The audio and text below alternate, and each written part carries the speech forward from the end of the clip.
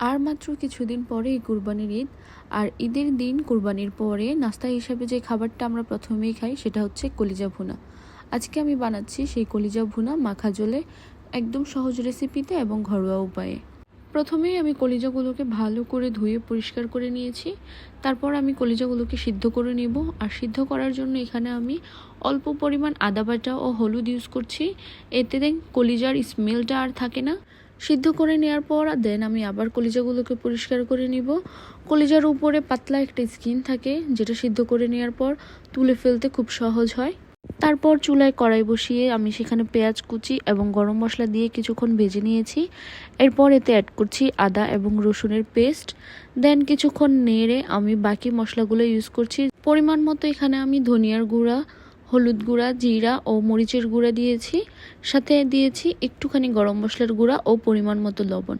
সবগুলো মশলা দেওয়ার পর আমি কিছুক্ষণ নেড়ে আগে ভালো করে মশলাগুলোকে কষিয়ে নিয়েছি।